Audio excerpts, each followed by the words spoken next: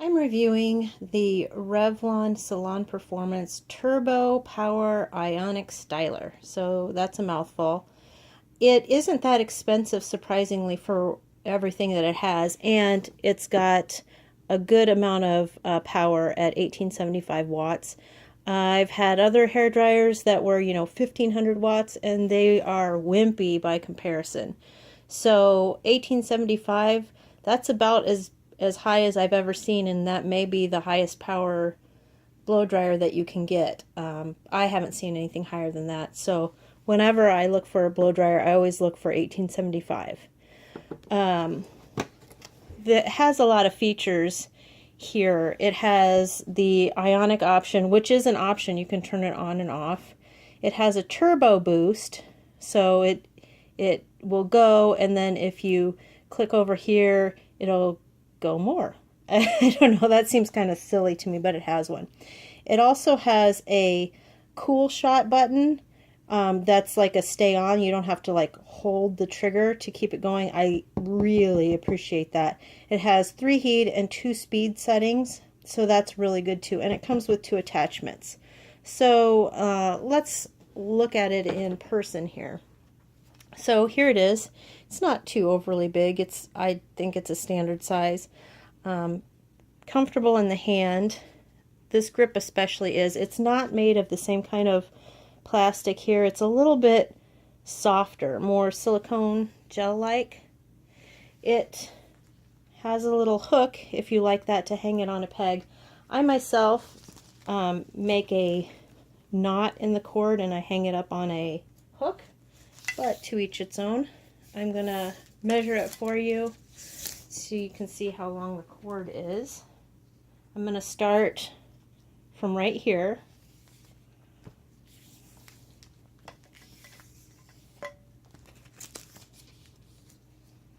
Okay, so from that end to the base of the plug-in area is about 6 to 8 inches, if that matters to you. I prefer, actually this is an adequate length of cord. If I had my way about it, I would have had them make it just a little bit longer. But that's a personal preference. So see, that's what I do, and then I just hang it up on my hook. It comes with these 2 attachments. This one obviously is good for straight hairstyles, for directing the flow of the air. I think everybody's familiar with these. This one was a little different.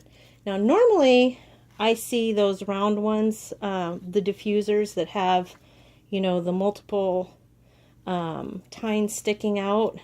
This is different, and this is not that. It is kind of like a pick. You use it and you comb your hair, and then I don't know if you can see, but there's air holes and the air comes out, and then they have these little things that kind of direct the hair. And I'm sorry, I've got my hair caught in it because I've been using it, and it's different. It takes a little bit of getting used to, but I think it's worth it because it seems like it dries my hair faster, and I think that's due to having the air outlets all up and down these little tines. But it's interesting, and it does take a little bit of getting used to, but I think it's well worth it to give it a try. I've never seen anything like this, so I think this would be best for straighter styles, obviously.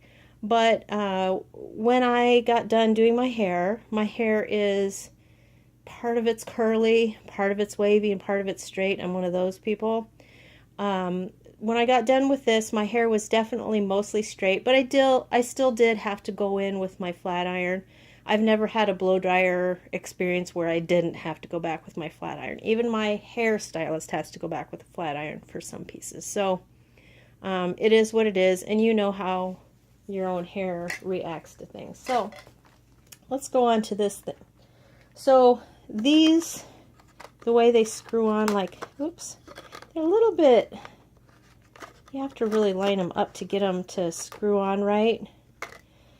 This one is interesting because you screw it on and you lock it, but then this swivels and it doesn't come off. So that's kind of interesting. The dryer itself, on the top you see you have an on and an off, and that's for the ions. And they are negative ions, and I've read that the reason why negative ions work is because they break up the water droplets into smaller droplets, and that helps it dry faster. It seems like it works for me. It seems like it normally with a regular hairdryer, non-ionic, it takes about 10 minutes to blow dry my hair from sopping wet. And this takes maybe about 7 or 8 minutes. So yeah, there's a difference. And then onto the controls, you've got the cool touch there. I love that it's not a button that you have to hold down constantly. And then this is the turbo.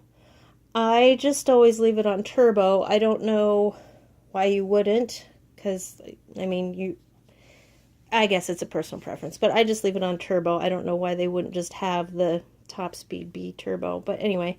And then it's got hot, warm, and cold, which is really nice. And then it's got a high, a low, and an off, which really should be low, medium, and then high, but that's how they did it.